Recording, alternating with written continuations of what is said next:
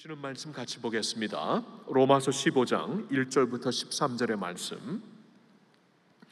로마서 15장 1절부터 13절의 말씀 제가 쭉 읽도록 하겠습니다. 믿음이 강한 우리는 마땅히 믿음이 약한 자의 약점을 담당하고 자기를 기쁘게 하지 아니할 것이라. 우리 각 사람이 이웃을 기쁘게 하되 선을 이루고 덕을 세우도록 할지니라. 그리스도께서 자기를 기쁘게 하지 아니하셨나니 기록된 바 주를 비방하는 자들의 비방이 내게 미쳤나이다 함과 같으니라. 무엇이든지 전에 기록된 바는 우리의 교훈을 위하여 기록된 것이니 우리로 하여금 인내로 또는 성경의 위로로 소망을 가지게 함이니라. 이제 인내와 위로의 하나님이 너희로 그리스도 예수를 본받아 서로 뜻이 같게 하여 주사 한 마음과 한 입으로 하나님 곧 우리 주 예수 그리스도의 아버지께 영광을 돌리게 하려 하노라. 그러므로 그리스도께서 우리를 받아 하나님께 영광을 돌리심과 같이 너희도 서로 받으라. 내가 말하노니 그리스도께서 하나님의 진실하심을 위하여 할례의 주종자가 되셨으니 이는 조상들에게 주신 약속들을 견고하게 하시고 이방인들도 그 긍휼하심으로 말미암아 하나님께 영광을 돌리게 하려 하심이라. 기록된 바 그러므로 내가 열방 중에서 주께 감사하고 주의 이름을 찬송하리로다 함과 같으니라. 또 이르되 열방들아 주의 백성과 함께 즐거워하라 하였으며 모든 열방들아 주를 찬양하며 모든 백성들아 그를 찬송하라 하였으며 또 이사야가 이르되 이새의 뿌리 곧 열방을 다스리기 위하여 일어나시는 이가 있으리니 열방이 그에게 소망을 두리라 하였느니라. 소망의 하나님이 모든 기쁨과 평강을 믿음 안에서 너희에게 충만하게 하사 성령의 능력으로 소망이 넘치게 하시기를 원하노라. 아멘. 오늘 소망의 하나님이라는 제목으로 말씀을 전해주실 김병헌 목사님은 현재 3교구 담당 목회자로 섬기시고 있고요, 또한 훈련부를 섬기시고 있습니다. 금년에 사실 이 피택 직분 훈련과 함께 새생명 새소명도 같이 진행돼야 되는데 이번에는 이제 피택 직분자 훈련만 하게 되어서 요사의 김병헌 목사님을 보면 좀 좀이 쑤시는 것 같아요. 사역을 해야 되는데 훈련 사역이 반으로 줄었습니다. 바늘로 찔러도 피 안 나는 그러한 목사님 김병헌 목사님, 이 시간 모실 텐데 여러분 큰 은혜 받으시고 소망의 하나님으로 다시 한번 우리의 마음의 중심을 잡으시기를 바랍니다.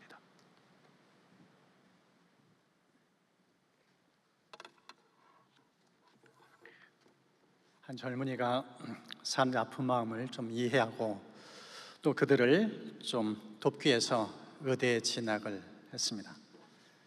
어려운 시험에 합격했고 또 현장에 나가서 열심히 또 사람들을 만나고 또 상담도 하고 또 어떻게 사람의 마음 치료할 것인지 많은 임상 또 노하우를 쌓은 이후에 드디어 독립해서 병원을 오픈했습니다. 병원을 오픈하면서 병원의 이름이 중요하잖아요. 그래서 이제 뭐라고 이름을 지을까 여러 고심을 하다가 의미 있는 이름을 지었습니다. 이름하여 아울 클리닉. 아울 우리식 표현이 아닌데요, 언뜻 들으면 참 예쁜 한국말 표현 같은데 영어 올빼미 아울, 그 뜻을 지닌 병원의 이름입니다. 왜 이렇게 이름을 아울 클리닉이라고 지었는가? 이 올빼미 특징이 밤에만 활동한다는 거예요. 야행성. 그래서 이 병원은 실제적으로 운영 시간이 밤 7시에 오픈해서 11시에 클로즈합니다. 밤에만 운영하는 병원인 거예요. 이게 책을 보면서 참 이분의 마음의 따스함을 이 병원의 이름과 함께 또 왜 이런 병원을 오픈했는지 알게 되면서 참 좋은 의사다, 진짜 마음을 만져주는 의사다, 그런 느낌을 받았습니다. 그래서 병원을 오픈하면서 여러 환자들이 이 병원을 드나들기 시작했습니다. 그 중에 첫 환자가 어떤 분인가? 20대의 젊은 여대생이에요. 그런데 이 젊은이의 사연은 생각보다 어둡고 힘든 사연이었습니다. 이 아이를 낳은 어머니가 이 젊은 여대생에게 입을 열 때마다 오픈하면서 했던 말이 너는 낳아서는 안 될 아이였다. 이 말을 수없이 쏟아내면서 이 아이의 자존심을 구긴 거예요. 삶에 대한 의욕과 열정이 다 사그라들 만큼. 그래서 몸은 젊지만 마음은 완전히 죽음 직전의 여대생이에요. 그래서 이 병원을 오픈하고 이 원장 선생님 만나서 자기의 속내를 드러냈는데 말로 다 할 수 없는 고통, 아픔, 그런 모습들이에요. 근데 그 모든 사연들을 이 병원의 원장 선생님이 다 들으면서 이해하고 공감하고 다독여주고, 그러면서 이제 이 여대생이 병원을 나가는데 얼굴 표정이 달라져요. 너무 화내요. 그 해맑은 미소가 피어오르는 그 모습. 참 책을 보면서 이런 마음을 가진 사람들이 지금 이 시대에 많이 필요하지 않은가, 그런 느낌을 받았습니다. 무엇보다 예수 믿는 저와 여러분, 지금 시대가 암울하고 참 힘든 시기, 너도 나도 마음을 닫고 있고 거리도 두고 있는 이 상황 속에서 누군가 다가와서 내 얘기 들어주시는 따뜻한 이웃이 있다면 얼마나 삶이 행복할까, 그 위축된 마음이 풀어지지 않을까, 이런 생각을 갖게 되었습니다. 그래서 기도하면서 이 말씀이 떠올라서 이 말씀을 통해 주시는 두 가지 마음을 함께 나누고 싶습니다. 첫 번째는 배려하는 마음입니다. 배려에 대해 사전적 정의를 보니까 도와주거나 보살펴주려고 마음을 씀, 이렇게 정의를 합니다. 어떤 책의 부제를 보니까 이 배려하는 책의 부제는 마음을 움직이는 힘, 이렇게 표현하기도 했습니다. 한 만화 이미지를 좀 잠깐 보고 싶어요. 이게 배려일까? 집에 치킨을 부모님이 시켰는데 남동생이 열심히 먹은 거예요. 이유인즉 누나에 대한 배려. 누나가 다이어트하기 때문에 내가 열심히 누나를 대신해서 치킨을 다 먹었다는 거예요. 근데 이 동생의 표정은 너무 흐뭇하고 즐거운데 누나의 표정은 완전 일그러져 있어요. 이게 배려일까? 오늘 성경을 보니까 1, 2절에 믿음 좋은 사람의 특징을 배려심이 많은 것으로 이제 묘사를 합니다. 여러분 1절과 2절 강조점을 보세요. 믿음이 약한 자의 약점을 담당하는 사람, 그리고 이웃을 기쁘게 하는 사람, 이게 바로 믿음에 강한 사람의 특징임을 오늘 성경은 말씀합니다. 세 번을 보니까 이렇게 묘사하고 있어요. 약한 자의 약점을 담당하는 것을 돌보아주는 모습, 그리고 이웃을 기쁘게 하는 모습을 이웃의 마음에 들게 행동하는 모습, 이렇게 달리 표현하는 것을 봤습니다. 성숙한 믿음을 가진 사람의 특징은요, 나중심이 아니에요. 항상 남중심이에요. 타인을 배려하고 타인을 의식하는 거예요. 이것이 이 본문에 나타나는 믿음에 강한 사람의 특징임을 오늘 성경은 우리에게 말씀합니다.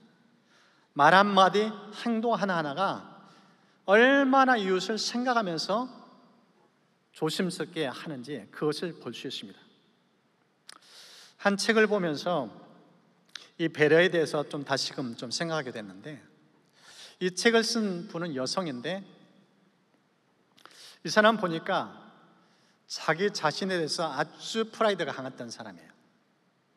일단 말에 능하고 글에 능해요. 그래서 택한 직업이 기자예요. 기자하면 떠오르는 인상 있잖아요. 그리고 성격마저 아주 급해요. 그래서 궁금한 것, 애매한 것, 느린 것, 답답한 것 못 참아요. 이런 성격의 여성이에요. 그래서 회사에 입사해서 일을 하는데 일하는 것마다 인정을 받아요. 속전속결, 완전무결. 이게 이분이 떠오르는 이미지고 인상이에요. 사자성어예요. 그랬던 이 여성이 삶의 변화가 일어나요. 결혼했어요. 아이를 낳았어요. 쌍둥이를 낳았는데 그 중에 한 아이가 장애예요. 발달 장애. 장애를 가진 아이를 키우는 엄마로서 비로소 자기와 다른 사람에 대해서 눈이 열리기 시작해요. 아이가 너무 느려요. 행동이 느리고 말도 느리고 모든 게 다 느려요. 급한 성격을 가진 이 엄마로서는 이 아이를 감당하기 힘들어요. 완전히 전쟁이에요. 그러면서 이분이 비로소 상담에 맞춰서 사는 인생을 배우기 시작해요. 이 아이를 통해서 인내심, 기다림, 그 모든 것을 이 장애 아이를 통해서 엄마가 터득해 가요. 그래서 이 엄마가 터득한 단어가 배려라는 단어입니다. 이분이 배려에 대해서 이렇게 표현을 했습니다. 진정한 배려는 선한 마음이 아니라 나와 타인과 상황을 이해하는 데서 시작된다. 진정한 배려는 선한 마음이 아니라 나와 타인과 상황을 이해하는 데서 시작된다. 상대방을 모르면은 절대 배려를 할 수 없다는 거예요. 그래서 배려를 하기 위해서는 상대방에서 계속 알아가고 또 알아갈 것을 말씀합니다. 이분이 글 속에서 이런 표현해요. 우리는 쉽게 판단하지 말아야 합니다. 쉽게 추측하지도 말아야 합니다. 때로는 기다려야 합니다. 상대가 먼저 자신의 사정을 이야기할 때까지 아픔과 상처는 시간이 지나도 꺼내기 힘든 것이므로 조심해야 합니다. 배려는 그런 마음이 담겨있는 말과 행동이라고 생각합니다. 아이를 통해서 인생을 새롭게 깨닫는 거예요. 배려가 무엇인지 너무 깊이 있게 배워간 거예요. 오늘 이 본문을 보면은 배려의 모델로 예수님을 우리에게 소개해 줍니다. 여러분 3절을 보십시오. 그리스도께서도 자기를 기쁘게 하지 아니하셨다 그러면서 주를 비방하는 자들의 비방이 내게 미쳤다 하면서 십자가 사건을 우리에게 말씀합니다. 여러분 누가복음 23장을 보면은 예수님이 어떻게 비방을 당하셨는지 구체적으로 이렇게 묘사합니다. 백성은 서서 구경을 합니다. 그런데 관리들을 비웃으면서 이렇게 비방합니다. 저가 남을 구원했으니 만일 하나님이 택하신 자 그리스도이면 자신도 구원할지어다. 군인도 희롱합니다. 내가 만일 유대인의 왕이면 내가 너를 구원하라. 그리고 같이 옆에 십자가에 달린 한 강도는 비방을 이렇게 말합니다. 내가 그리스도가 아니냐? 너와 우리를 구원하라. 십자가 깃든 무리들이 일제히 예수님에 대해서 비방하고 조롱한 거예요. 근데 그 예수님은 그거에 대해서 반박하지 않아요. 맞받아치지 않아요. 그 모든 것을 자기 몸에 다 받아들여요. 그래서 오늘 본문의 7절을 보니까 이렇게 표현하고 있어요. 그러므로 그리스도께서 우리를 받아 하나님께 영광을 돌리심과 같이 너희도 서로 받으라. 좀 더 쉽게 번역한 현대 성경 이렇게 표현합니다. 그러므로 그리스도께서 하나님께 영광을 돌리기 위해 우리를 받아주신 것처럼 여러분도 서로 따뜻히 받아들이십시오. 십자가의 예수님을 뭐라고 묘사했는가? 수용, 포용, 용납. 너그르신 예수님, 인자하신 예수님을 우리에게 보여주고 있어요. 평생 사람들에게 해를 끼치고 사형 선고 받아서 죽어가는 강도까지도 품으신 분이 예수님이라는 거예요. 성경에 보면 사복음서 속의 바리새인들, 그들은 배타적이었어요. 품을 줄을 몰라요. 선을 그어요. 내가 품을 사람과 품지 말아야 사람, 딱 이중잣대로. 그게 바리새인들의 모습이었어요. 신앙은 있는 것 같았어요. 종교의 행태는 있었어요. 그러나 그들 내면은 완전히 차가웠어요. 너무 냉혹했어요. 이와 반면에 예수님은 당시에 사람들부터 질시받고 소외당했던 사람들, 세례 조인들을 다 품으셨어요. 심지어 그들과 식탁을 마주했다고 누가 15장은 우리에게 보여주고 있습니다. 그래서 이 예수님의 십자가 사건, 이걸 보여주면서 오늘 성경의 5절 6절은 이렇게 말씀합니다. 이제 인내와 위로의 하나님이 너희로 그리스도 예수를 본받아 서로 뜻이 같게 하여 줘서 한 마음과 한 입으로 하나님 곧 우리 주 예수 그리스도의 아버지께 영광을 돌려라. 이렇게 말씀합니다. 예수 믿는다는 뜻이 무엇인가? 예배의 삶 물론 중요하죠. 그러나 진짜 중요한 것은 예수 그리스도의 마음을 품으라는 거예요. 그 마음이 무엇인가? 사람 구분짓지 말라는 거예요. 편애하지 말라는 거예요. 모든 사람을 있는 모습 그대로 받아주라는 거예요. 이게 바로 예수 그리스도의 마음 품으라는 말씀입니다. 그럴 때 사람들의 마음이 하모니가 이루어진다고 말씀하고 있어요. 한 마음 한 뜻이 된다고 말씀하고 있어요. 지금 사회는 너무나 분열되어 있어요.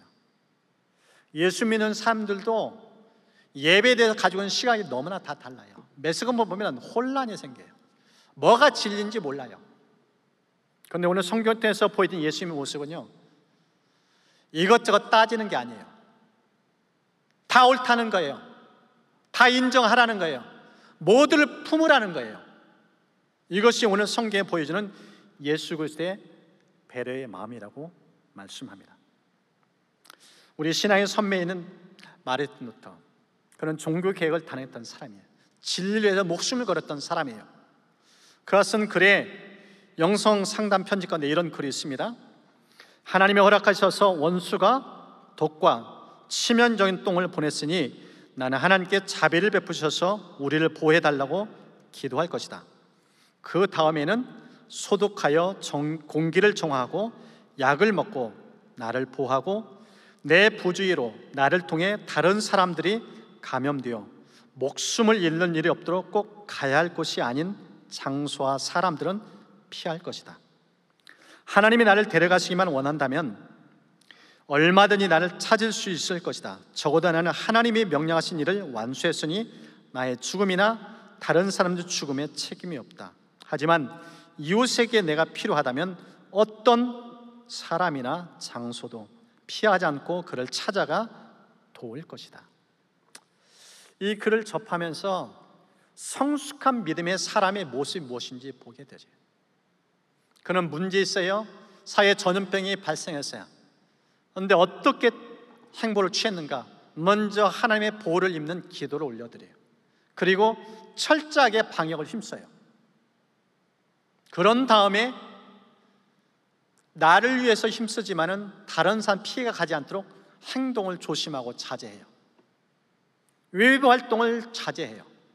그럼에도 불구하고 누군가 나에게 도움을 요청하면은 기꺼이 목숨 걸고 위험의 현장에 뛰어드는 모습, 이게 바로 신앙의 선배 종교개혁자 마르틴 루터의 모습입니다. 이런 삶이 배려의 마음을 가진 사람의 태도라는 겁니다.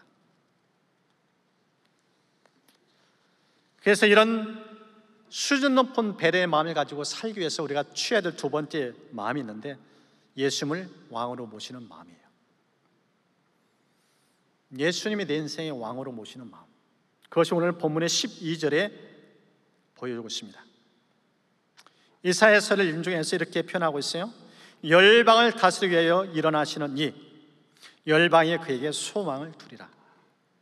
예수 그리스도는 예수 믿는 사람들의 왕이 아니라는 거예요. 그렇게 좁은 분이 아니라는 거예요. 온 땅을 다스리고 인류의 모든 사람들이 왕으로 모실 수 있는 분, 그분이 예수 그리스도라고 성경은 예언하고 말씀하고 있어요. 그래서 이런 예수님이 진정 세상의 소망이요 온 인류의 유일한 소망이나 사실을 믿도록 바라보다 하기 위해서 취할 태도가 무엇인가? 예수 믿는 저와 여러분들이 진짜 예수님을 제대로 왕으로 모시며 살라는 거예요. 그런 예수님을 왕으로 모시는 삶의 태도가 무엇인가? 좀 그런 측면에서 말씀을 나누시죠. 그것이 바로 주님의 통치가 임하도록 하기 위해서 십자가 정신을 우리가 기억해야 된다는 거예요. 여러분, 십자가 정신은 무엇이에요? 앞에서 소개했던 것처럼 십자가는요, 자기 주장하는 곳이 아니에요. 힘을 과시하는 것도 아닙니다. 십자가는 죽어지는 자리예요. 나는 죽고 예수로 사는 삶, 이게 바로 곧 십자가의 정신이라는 거예요. 오늘 예수 믿는 사람들 보면 너무 똑똑해요. 교회가 너무 힘 있어요. 숫자를 자랑해요. 그런데 예수님의 통치는요, 힘을 통해서 역사가 일어나지 않아요. 숫자를 통해 일하지 않으셔요. 사도 바울, 똑똑했던 청년이었어요. 자기 주장 안 맞으면 심지어 사람 죽이기까지 했던 사람이에요. 그가 예수님을 만났어요. 예수를 만난 다음에 그는 어떤 삶의 태도를 취했는가? 십자가 정신으로 살았어요. 날마다 자기를 쳐서 복종시켰다고 말씀하세요. 그러면서 갈라디아 2장 20절, 내가 그리스도와 함께 십자가에 못 박혔나니 그런즉 이제는 내가 사는 것이 아니고 오직 내 안에 그리스도께서 사신 것이라. 이제 내가 육체 가운데 사는 것은 나를 사랑하사 나를 위하여 자기 자신을 버리신 하나님의 아들 믿는 믿음 안에서 사는 것이라. 바울의 삶의 유대성은 어디에 있는가? 날마다 자기를 십자가 앞으로 갖고 나가는 거예요. 나는 죽는 거예요. 자기의 자기 자랑 하나도 없어요. 철저히 자기를 부인하는 현장, 그게 바로 십자가의 현장이라는 거예요. 말씀을 준비하면서 한 목사님이 쓴 글 가운데 강한 믿음, 이 부분을 보면서 이번에 참 비유를 드는데 굉장히 이렇게 공감이 되었어요. 우리 삶 속에서 예수의 통치, 이 지배, 다스림, 그 엄청난 하나님의 능력, 위엄과 권세, 그 능력이 많으신 주님, 그 주님의 온전한 통치를 받기 위해서 취할 태도가 무엇인가? 비유를 들어서 이렇게 표현하고 있어요. 발전의 비유예요. 수력 발전. 발전소의 발전량에 맞는 것, 그것은 낙차의 원리라는 거예요. 10m 떨어진 물과 100m에 떨어진 물의 낙차, 에너지 양이 비교가 안 된다는 거예요. 이 비유를 들어서 표현하고 있어요. 우리 삶 속에 예수의 능력이 임하도록 하기 위해서는 낙차가 커야 된다. 이 낙차를 크게 해서 우리가 취할 태도가 무엇인가? 낮아져야 된다. 겸손해야 된다. 부인해야 된다. 죽어야 된다. 그러면서 고린도서 12장 2절 말씀, 내가 약할 때 곧 강합니다. 우리 예수를 믿는 것 무엇인가? 힘 빼는 거예요. 신앙 잘하는 비결이 무엇인가? 힘 빼는 거예요. 자꾸 주먹 쥐지 말라는 거예요. 고개 들지 말라는 거예요. 목에 힘주지 말라는 거예요. 성경에 왕이신 예수님 우리의 삶의 통치를 위해서 말씀하는 핵심의 원리는 힘 빼는 원리예요. 한국교회 왜 지탄을 받는가? 너무 힘을 주고 있어요. 그 속에 예수님의 능력은 안 나타난다는 거예요.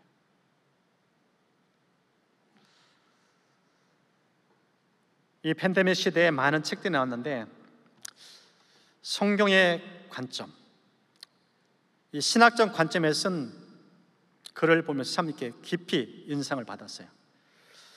지금 현존하는 신학자 중에서 신약학자의 대표적으로 알려지는 이 톰 나이트 박사, 이분이 쓴 책에 이런 글이 있습니다. 지금 이 코로나 팬데믹 상황 속에서 크리스찬한테 지낼 것은 애통하는 마음이라면서 이렇게 글 속에서 표현합니다. 지금은 탄식할 때다. 손쉬운 답이 없다고 인정할 때다. 위기를 우리가 하고 싶은 외쳐댈 기회로 삼는 것을 거부할 때다. 친구들의 무덤 앞에서 눈물을 흘릴 때다. 성령이 말할 수 없이 깊은 탄식으로 간구하시는 때다. 지금 세상이 울고 있다. 교회의 첫 부르심, 무엇보다도 가장 중요한 부르심은 우리는 사람들 사이에 겸허히 자리 잡는 것이다.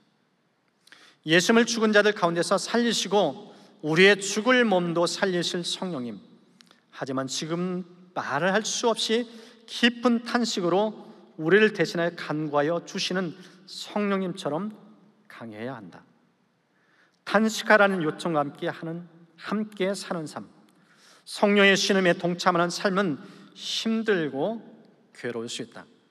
하지만 바로 거기에서 우리는 아들의 형상으로 변화된다. 예수님은 그분의 소명을 중심으로 하나님 나라를 재정의하셨는데 그 소명의 절정이 성경대로 우리의 죄를 위해 죽으신 십자가형이었다.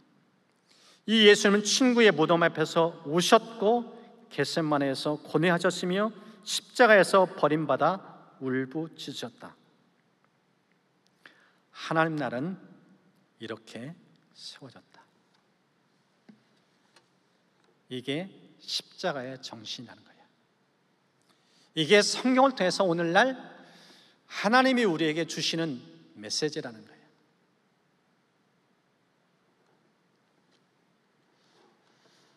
정말 왕 되신 온 열방의 통치자시고 만왕의 왕 주신 이 예수님 우리의 삶에 통치하면은 어떤 삶의 모습이 나타나는가? 첫 번째가 기쁨이에요.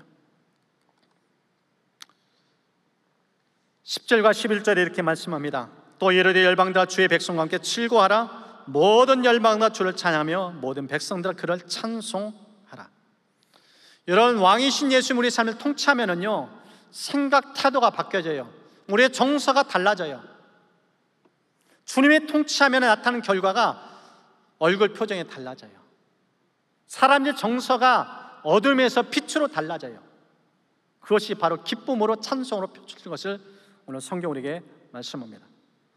우리의 성경 사복음상 건데 삭개오, 그는 돈도 있었어요. 세리장이었어요. 그런데 그의 얼굴은 어두웠어요. 사람들이 그를 가까이 않았어요. 너무너무 이기적이었어요. 자기밖에 몰라요. 그랬던 사람이 자기 동네에 예수님이 온다는 소식을 듣고 예수님께 달려가요. 돌무화과 나무에 올라가서 거기에서 예수님을 보는데 예수님이 갑자기 자기 이름을 불러요. 삭개오야, 삭개오야, 내려오라. 내가 오늘 너의 집에 방문하겠다. 이 얘기를 듣는 순간 삭개의 내면이 가슴이 어떨 줄 몰라요. 그것을 누가복음 19장 6절에 이렇게 표현합니다. 급히 내려와 즐거워하며 영접했다. 급히 내려와 즐거워하며 영접했다. 왕이신 예수님이 자기 인생에 자기 가정에 임하는데 그 나타나는 모습이 어떤 정서인가? 즐거움, 기쁨이에요. 가눌 수 없어요. 그래서 이 기쁨을 경험하면서 그동안 모았던 재산을 나눠줘요. 베푸는 인생이 되어지는 거예요. 이게 주님의 통치를 경험한 사람의 모습이라는 거예요. 그리고 두 번째는 이 주님의 통치가 임하면 소망이 넘치게 되어집니다. 여러분, 만의 왕 그 예수님이 우리의 삶을 지배하면 절망이 사라져요. 우울감이 다 떠나갑니다. 주님의 부활을 먹게 됐던 사도 베드로, 베드로는 1장 3절에 이렇게 부활의 메시지를 전해줍니다. 예수 그리스도를 죽은 자 가운데서 부활하게 하심을 말미암아 우리에게 주신 은총 거듭나게 하사 산 소망이 있게 하셨다. Living hope. 영원히 사라지지 않아요. 살아서 날마다의 삶을 역동적으로 만들어줘요. 절망이 끝났어요. 이게 부활의 주님이 내 삶을 통치하는 사람의 모습인 것을 말씀하고 있어요. 예수의 부활의 주님을 만나고 이 부활의 주님이 우리 내면 속에 우리 삶을 통치하면 이런 역사가 일어나는 거예요. 대반전이에요. 완전히 절망 끝나고 소망으로 가득 찬 모습, 그것을 보여줍니다. 그래서 오늘 본문의 13절은 이렇게 표현합니다. 소망이 하나님이 모든 기쁨과 평강을 믿음 안에서 너희에게 충만하게 하사 성령의 능력으로 소망이 넘치게 하시기를 원하노라. 현대 성경은 희망의 원천 되시는 하나님, 이렇게 달리 표현하고 있어요. 희망의 원천 되시는 하나님, 이게 소망이 하나님이라는 거예요. 여러분, 이 소망은 믿음과 깊은 연관성이 있습니다. 그래서 이 소망이라는 단어의 이 원의 뜻을 보면은 이 믿음과 얼마나 깊이 연관되는지 좀 단어의 좀 뜻을 좀 더 설명하고 싶습니다. 구약에 나와 있는 이 소망은요, 두 가지 의미가 담겨 있어요. 첫 번째는 내장, 두 번째는 노끈. 이 카살이라는 단어, 이 내장은요, 우리 내장 보이나요? 안 보여요. 내시경을 통해서만 들어갈 수 있어요. 근데 우리가 왜 음식을 먹는가? 이 음식물을 들여보내는 이 내장에서 다 소화시킨다는 그 믿음이 있기 때문에 음식물을 들여보낸다는 거예요. 이게 바로 카사라는 단어를 통해서 주시는 이 믿음의 중요한 편이에요. 또 하나는 티크바라는 이 히브리 표현인데 노끈이에요. 여러분, 노끈 약한 것 같아도 이 노끈의 원리는 뭐예요? 어떤 때 사용해요? 묶는 데 사용해요. 느슨한 물체에 노끈이 가면은 단단히 묶여져요. 바로 그런 노끈처럼 이 소망이나 탄화가 우리 삶을 단단하게 묶어진다는 메시지가 담겨 있다는 거예요. 신학적인 표현은 엘피소, 내다보다 바라보다, 그런 뜻이 담겨 있어요. 그래서 이런 의미를 담긴 한 인물이 우리가 대표 알고 있는 믿음의 사람 아브라함 알고 있는데, 그는 소망의 사람인 것을 로마서 4장이 이렇게 보여주고 있습니다. 아브라함이 바랄 수 없는 중에 바라고 믿었다. 그러면서 100세의 아들 갖게 되는데, 그때 몸의 상태를 표현해줘요. 자기 몸은 죽은 것 같다. 살아도 아이를 가질 수 없는 태가 다 끊겨졌다. 완전히 절망이에요.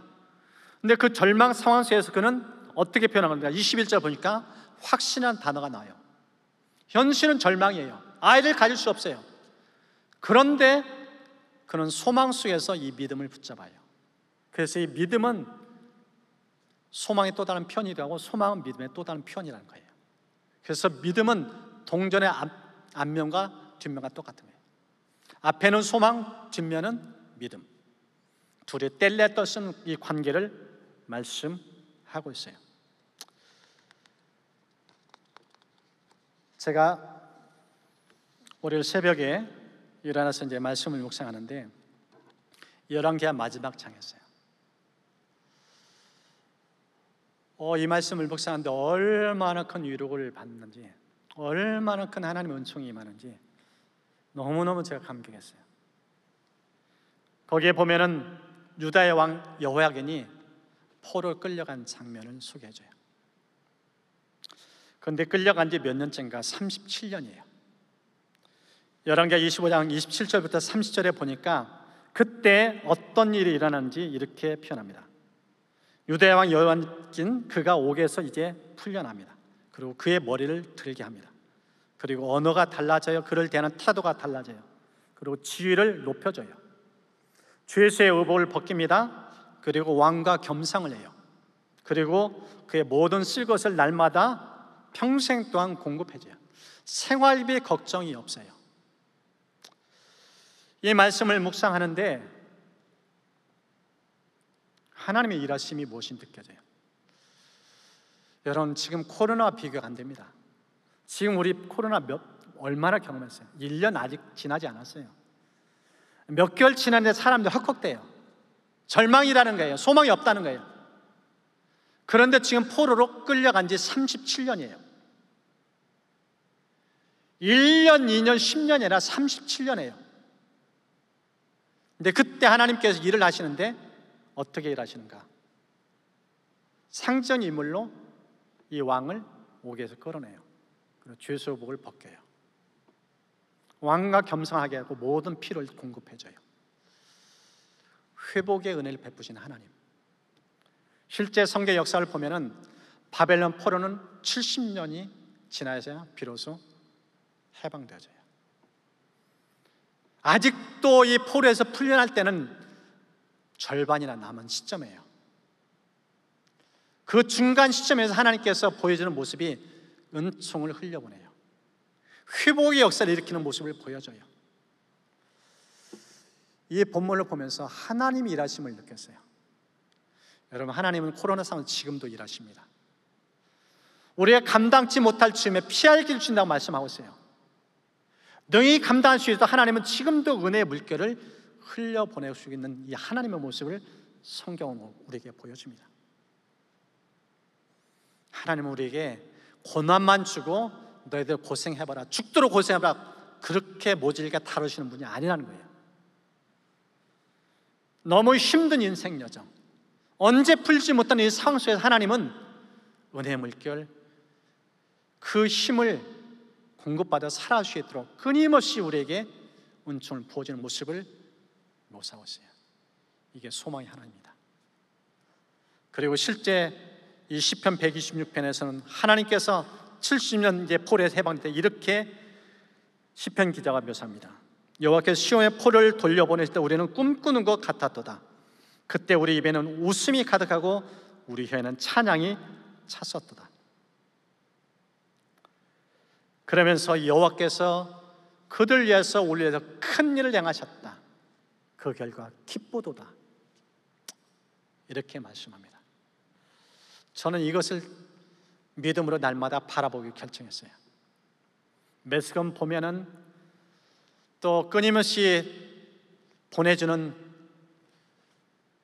여기에서 보내는 카톡 메시지, 그리고 방역당국에서 보내는 문자, 오늘 확진자 몇 명 발생했다, 그거 볼 때마다 마음이 무너질 수 있어요. 소망이 이룰 수 있어요. 거기에 제 마음을 두지 않기로 결정했어요. 이 하나님의 말씀, 이 일하신 하나님, 이 절망의 끝에, 이 코로나 끝에 하나님께서 우리에게 보여주실 그 영광스러운 모습, 그 휘황찬 모습, 이걸 날마다 바라보고 이걸 내다보면서 기쁨 가운데 즐거움 가운데 하루하루 살기로 결정했어요.